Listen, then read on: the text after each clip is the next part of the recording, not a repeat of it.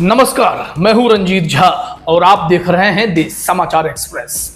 लोकसभा के विपक्ष के नेता और कांग्रेस सांसद राहुल गांधी को बचाने के लिए धाकड़ वकील अभिषेक मनु सिंघवी मैदान में कूद पड़े हैं। नेशनल हेराल्ड मामले में सोनिया गांधी और राहुल गांधी को फंसाने का लंबे समय से चल रहा खेल अब अपने चरम पर है, लेकिन इस बार प्रवर्तन निदेशालय ईडी के सामने खड़ा है कांग्रेस का संकट मोचक, जिनकी दमदार दलीलों ने कोर्ट रूम में तहलका मचा दिया है। ईडी के होश उड़ गए हैं क्योंकि अभिषेक मनु सिंघवी ने उनके चार्जशीट को कागज का टुकड़ा साबित कर दिया।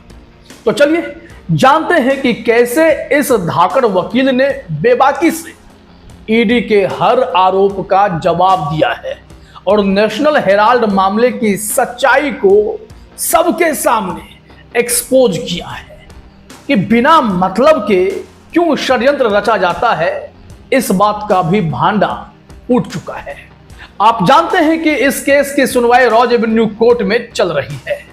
ऐसे में अभिषेक मनु सिंघवी खुद मोर्चा संभालने पहुंचे। एक तरफ ईडी तो दूसरे तरफ अभिषेक मनु सिंघवी, जो राहुल गांधी और सोनिया गांधी पर लगे मनी लॉन्ड्रिंग के केस को एकदम चकनाचूर करने के लिए वहां खड़े थे। इनकी हर दलील जो है तीर की तरह ईडी को उस वक्त चुभ रही थी।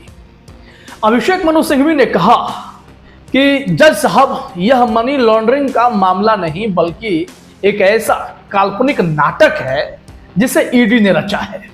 मैं इसे कहता हूं हैमलेट के बिना प्रिंस ऑफ डेनमार्क।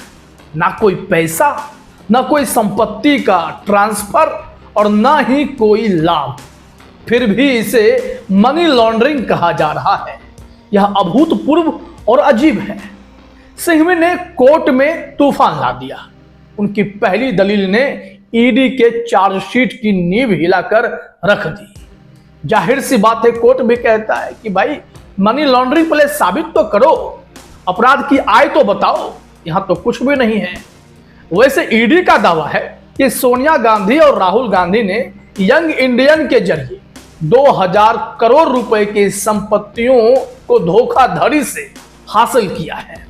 उनका कहना है कि यंग इंडियन ने एसोसिएटेड जर्नल्स लिमिटेड AJL के कर्ज को 90 करोड़ रुपए में लिया और इस तरह संपत्तियों पर कब्जा कर लिया। लेकिन सिंघवी साहब ने इस दावे को तार तार कर दिया। उन्होंने कहा, जज साहब, ईडी का यह दावा एकदम बेतुका है। यंग इंडियन ने कोई संपत्ति हासिल ही नहीं की है।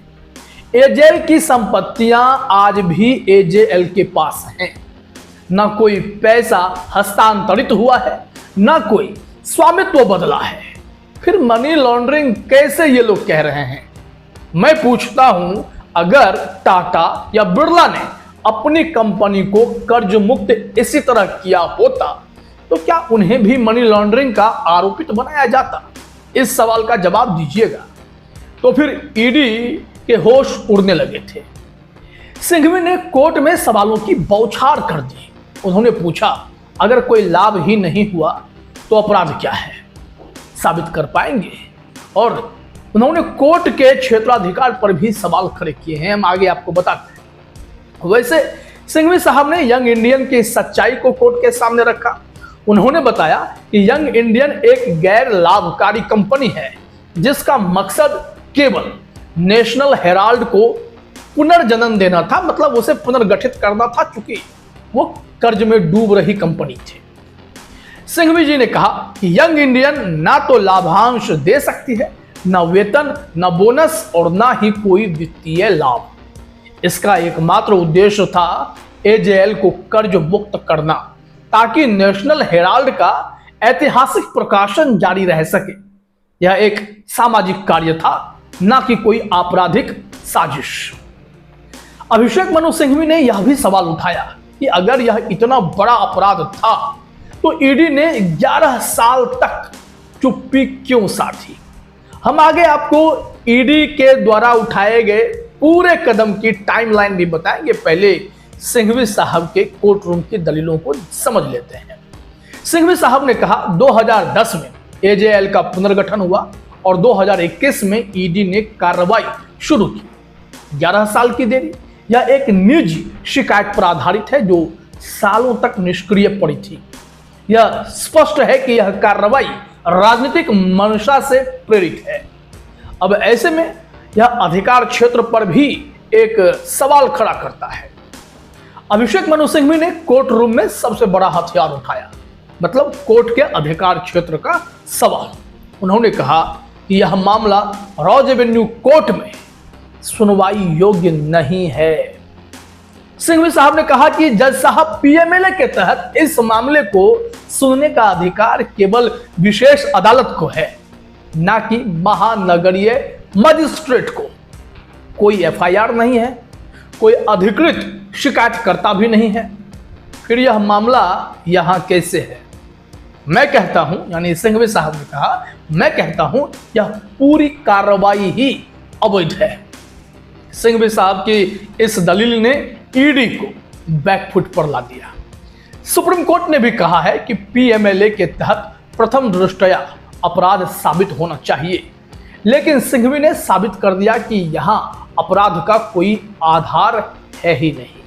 अब जब अपराध का आधार नहीं है तो फिर ईडी वाले इस केस को क्यों खींच रहे हैं, इसका जवाब चाहिए। वैसे अभिषेक मनु सिंघवी ने कोर्ट में यह भी कहा कि यह मामला केवल कानूनी नहीं बल्कि एक राजनीतिक साजिश है और ईडी सरकार का पिट्ठू बनकर काम करने के लिए मशहूर है। न सिर्फ ईडी बल्कि सीबीआई भी। अब ऐसे में अभिषेक मनु सिंघवी ने बहुत ही भावनात्मक बातें भी कही। नेशनल हेराल्ड और कांग्रेस का रिश्ता ऐतिहासिक है। यह अखबार स्वतंत्रता संग्राम का हिस्सा रहा है। इसे कांग्रेस से अलग करना अकल्पनीय है। यह मामला गांधी परिवार को बदनाम करने की साजिश है। ईडी के पास ना कोई सबूत है, ना कोई ठोस आधार है। सिंघवी ने कोर्ट को याद दिलाया कि नेशनल हेराल्ड का मिशन हमेशा से जनता की आवाज उठाना रहा है, ना कि किसी की जेब भरना। उन्होंने जिस तरीके से दलीलें देनी शुरू की, ईडी का हर दावा चूर चूर होता चला गया। नेशनल हेराल्ड केस की सच्चाई सामने आने लगी। उनकी दमदार दलीलों ने न केवल कोर्ट रूम में सनसनी मचाई बल्कि यह भी साबित किया कि यह मामला एक राजनीतिक साजिश से जुड़ा हुआ है।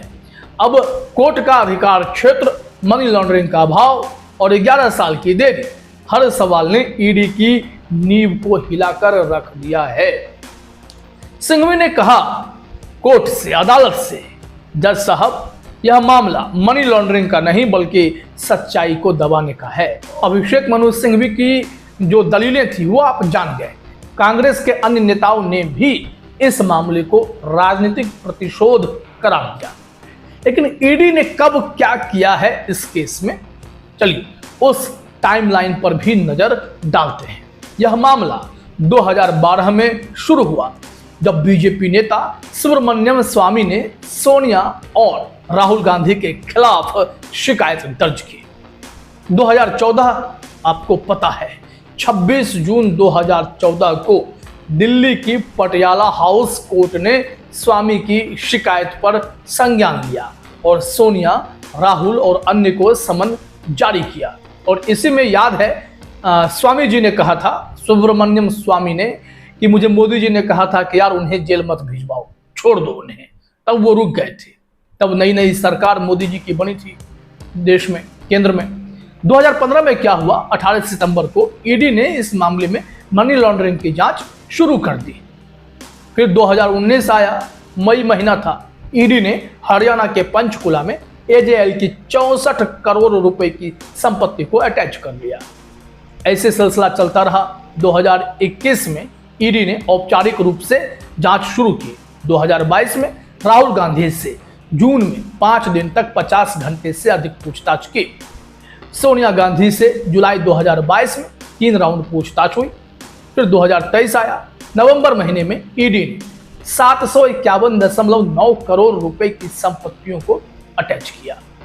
फिर 2025 आया, 9 अप्रैल 2025 को ईडी ने सोनिया गांधी, राहुल गांधी, सैम पित्रोदा और सुमन दुबे के खिलाफ चार्जशीट दाखिल की। कोर्ट ने 25 अप्रैल को सुनवाई तय की और 2 मई 2025 को सोनिया और राहुल को नोटिस जारी किया गया। ईडी का दावा है कि गांधी परिवार ने 142 करोड़ रुपए की अपराध की आय का लाभ उठाया, लेकिन सिंघवी ने कोर्ट में साबित किया यह दावा बिना सबूत का है। अब गेंद कोर्ट के पाले में है। क्या अभिषेक मनु सिंघवी की ये धाकड़ दलीलें सोनिया और राहुल गांधी को इस मामले से बाहर निकाल लाएंगी, या फिर ईडी अपनी बात साबित कर पाएगी? यह तो समय बताएगा, लेकिन एक बात साफ है, अभिषेक मनु सिंघवी ने कोर्ट में जो तूफान उठाया उसने ईडी को सोचने पर मजबूर कर दिया है। ऐसे में बीजेपी की चाल यहां नाकाम हो सकती है। तो फिर आपको यह रिपोर्ट कैसी लगी? आप क्या सोचते हैं? अपनी प्रतिक्रिया जरूर हमारे कमेंट में दें, क्योंकि हम आपके कमेंट को देखते हैं। फिलहाल इस वीडियो में इतना ही। आप तमाम साथियों का हमसे जुड़ने के लिए बहुत बहुत धन्यवाद, शुक्रिया।